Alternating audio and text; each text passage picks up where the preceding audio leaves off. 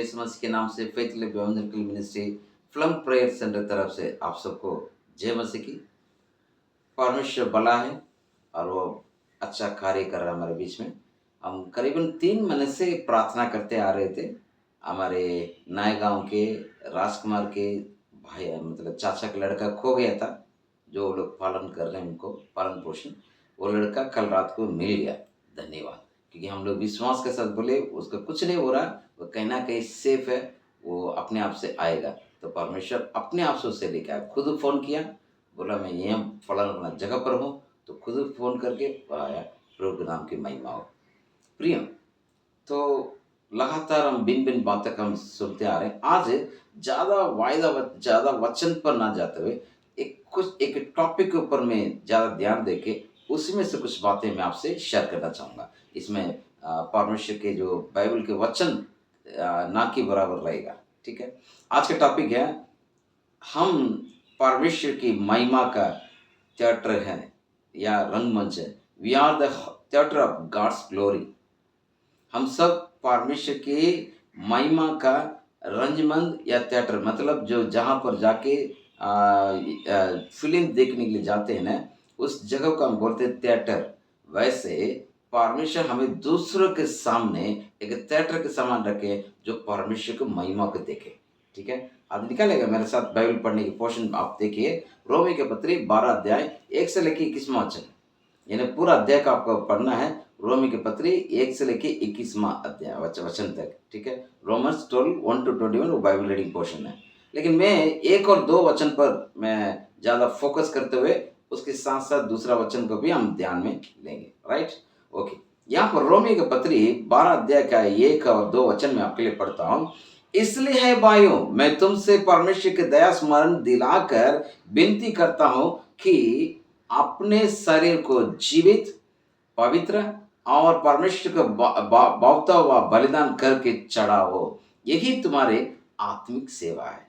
और इस संसार के सदृश न बनो, परंतु तुम्हारे बुद्धि के नए हो जाने से तुम्हारे चाल चलन भी बदलता जाए, जिससे तुम परमेश्वर की बड़ी और भावती और सिद्ध इच्छा के अनुभव से मालूम करते रहो। हालेलुया। ये 2 वचन बहुत बहुत इंपॉर्टेंट वचन है। कहता है कि ए भाइयों, क्या करो, मैं अपने शरीर को जीवित, पवित्र और परमेश्वर को भावता हुआ बलि चढ़ा के, ये आपके आत्मिक आराधना बोल रहे हैं। फिर कहते हैं संसार के सदृश, संसार के अनुरूप ना चलो, ना बनो, लेकिन क्या करें कि हमारे बुद्धि क्या हो जाए, नए होते जाने के लिए हमारे चाल चलन भी बदलता जाए, ठीक है? इसलिए आज इन बातों से 4 महत्वपूर्ण चीजें मैं आपको बताना, इन 2 वचन के आधार पर 4 महत्वपूर्ण बातें मैं आपके सामने रखना चाहता हूँ। पहला, अपने शरीर को जीवित और पवित्र परमेश्वर को भावता हुआ बलिदान करके चढ़ाओ। बलिदान करके चढ़ाओ, ये 2 शब्द है, एक चढ़ाओ, एक बलिदान। इसके ऊपर हम अध्ययन करेंगे। पहला, ये शब्द जो है चढ़ाओ, बलिदान करके चढ़ाओ, ये जो लगातार परमेश्वर के लिए अपने आप को हम समर्पण करने के बारे में बताता है, समर्पित जीवन के बारे में बताता है ना? कौन सी? जो चढ़ाओ, जो शब्द अंग्रेज में ऑफर और बॉडी लिखा है, हिंदी में चढ़ाओ हमारे शरीर को। तो चढ़ाओ जो शब्द है वो क्या करता है कि परमेश्वर के लिए समर्पित करता हुआ जीवन लगातार। फिर बलिदान, सैक्रिफाइस, तो अपने शरीर को सैक्रिफाइस करो करके लिखा हो, बलिदान करो। उसका मतलब क्या है कि वो एक शिष्यत्व में होते हुए, शिष्य के रूप में रहते हुए, पवित्रता का महत्वपूर्ण रखते हुए, परमेश्वर की इच्छा को पूरा करते हमें क्या करना है? परमेश्वर की इच्छा को पूरा, यानी हम यदि समर्पित बलिदान चढ़ाना, मतलब बलिदान एक यीशु मसीह के चेले के रूप में रह के हमें परमेश्वर का उद्देश्य को पूरा करना है, राइट? अब यहाँ पर पौलुस यहाँ बताता है कि ये ऐसा करोगे, चढ़ाओ और ऐसे बलिदान, यानी चढ़ाओ समर्पित जीवन और बलिदान एक यीशु मसीह के चेले होके आपको क्या करना है? पवित्र जीवन जीना। ये दोनों एक आत्मिक आराधना है। ये दोनों क्या कहते हैं? आत्मिक आराधना पौलुस कहते हैं, ठीक है। तो आपको आत्मिक आराधना होना है, आपको चढ़ाना है किसको? शरीर को। किस लिए चढ़ाना है? कि आपको समय पे जीवन लगातार और आपको बलिदान करना, मतलब बलिदान किस लिए? एक शिष्य के रूप में हमें पवित्र जीवन जीना, ताकि ये हमारे आत्मिक आत्मिक आराधना। सेकंड, इसी दूसरा वचन में इस प्रकार से लिखा है, इस संसार के सदृश ना बनो, है ना, है ना, इस संसार के सदृश नहीं बनना जैसे संसार करता है। क्या कहते हैं? इस संसार के सदृश ना बनो जैसे संसार करते हैं, राइट। और हम परमेश्वर के हैं, यदि हम परमेश्वर के हैं, परमेश्वर के बच्चे हैं, यदि हम परमेश्वर के बच्चे हैं तो हमें क्या करना चाहिए? ये परमेश्वर का राज्य को अपनाना है। हम राज्य के बच्चे हैं, परमेश्वर के राज्य के संतान हैं। यदि आप परमेश्वर के राज्य के संतान हैं, आपको क्या होना चाहिए? शारीरिक इच्छा और इस दुनिया के जो ऊपर जो आकर्षण और खुद के सेल्फिश गेन्स बोलते हैं, खुद का इच्छाओं को, खुद के जो भी ये चीज खुद को जो जरूरत है, मतलब खुद की सेल्फिशनेस नहीं होना चाहिए, स्वयं जीवन नहीं होना चाहिए।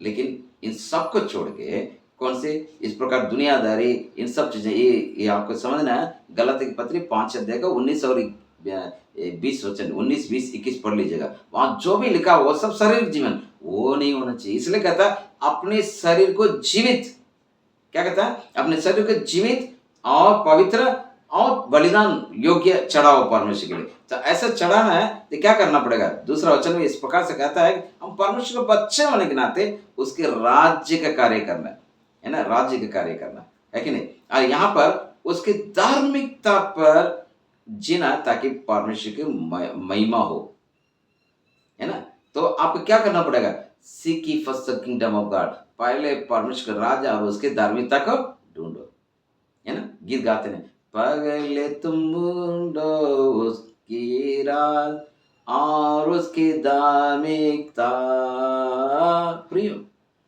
पहले उसका राज्य और उसके धार्मिकता को ढूंढेगा। यदि आपको इस प्रकार से परमेश्वर का वचन कहता है संसार के सदृश ना चलो, तो इस प्रकार से आपको जीवन चाहिए। आप परमेश्वर के बच्चे हैं, परमेश्वर का संतान है, और आप उसके राज्य के, उस राज्य इस दुनियादारी की कोई चीज नहीं होना चाहिए। खुद की इच्छा, खुद की इस दुनियादारी का अभिलाषा, आंखों की अभिलाषा, शरीर की अभिलाषा, इन सब से छुटकारा हमें पाना है। और पाने के लिए परमेश्वर हमें मदद करता है, और पूरा पूरा अपने आप को इस प्रकार से समर्पण करना है। तीसरा, be transform by the renewing of your mind, अपने मन की नए बनते हुए, नवीनीकरण, नया बनते हुए। इसका मतलब एक ट्रांसफॉर्मेशन के बारे में बताते हैं, यानी परिपूर्ण परिवर्तन के बारे में बताते हैं। ये परिवर्तन मतलब कैसा है? Completely change life, completely change life. ये कैसा है? हमारे अंदर, हमारे अंदर, हमारे शरीर के अंदर ये होना चाहिए, हमारे हृदय में ये होना चाहिए, परिपूर्ण बदलाव। इन्हें मान लीजिएगा मत्ती रचित सुसमाचार 17 अध्याय दूसरा वचन में पढ़ेंगे। मत्ती रचित सुसमाचार 17 अध्याय का उसके शुरुआत में हम देखते हैं यीशु मसीह एक रूपांतर हुए थे। तो वहां पर उन्होंने एक पहाड़ पर लेके गए, वहां जाके यीशु मसीह, तो वहां पर यीशु मसीह रूपांतर हुए, उनको पूरा पूरा सब कुछ बदल गया, है ना। वैसे हमारा जीवन रूपांतर होना है या परिपूर्ण बदलाव होना है। अब दूसरा एग्जाम्पल बताएं, एक कैटरपिलर, यानी एक सुंदर सा एक तितली, बटरफ्लाई बनने के पहले एक कैटरपिलर होता है, जिसको देखने से हमें अच्छा नहीं लगता है। कैटरपिलर क्या करता है? बड़े सुंदर एक बटरफ्लाई बनता है, यानी दूसरा एक फॉर्म से, मतलब एक स्थिति से दूसरा स्थिति में बदलता है। वो है परिपूर्ण बदलाव, वो है क्या है? ट्रांसफॉर्मेशन, है ना, ट्रांसफॉर्मेशन। तो यीशु मसीह जैसे ट्रांसफिगरेशन रूपांतर हुए थे, वैसे हम भी परिपूर्ण है, मतलब शालोम। क्या है? शालोम। शालोम मतलब क्या है? परिपूर्ण बदलाव, परिपूर्ण शांति, परिपूर्ण परमेश्वर में एकता, परमेश्वर के अंदर रहना, और हमारे अंदर राइचसनेस यानी धार्मिकता में भरे हुए। इसको कहता है, पौलुस कहता है इसको माइंड ऑफ क्राइस्ट, मसीह के मन, मतलब आपको लगातार मसीह के मन होते हुए आपको पढ़ना है। उसके लिए पवित्र आत्मा मदद करते हैं, इसमें कोई डाउट नहीं है। पवित्र आत्मा परिपूर्ण रूप से हमारे मन को नवीनीकरण करने के लिए मदद करता है। तो आपको क्या करना पड़ेगा? आपके माइंड में जो डेविल्स वर्कशॉप, मतलब शैतान के वर्कशॉप, शैतान के काम करने का जगह को तहस-नहस करके वहाँ पर आपको क्या करना पड़ेगा? पवित्र आत्मा हमारे अंदर काम करने के लिए हमारे मन को नवीनीकरण करना है। वो क्या करेगा? प्रभु को खुश रखेगा। समझ रहे हैं? चौथी बात हम देखेंगे।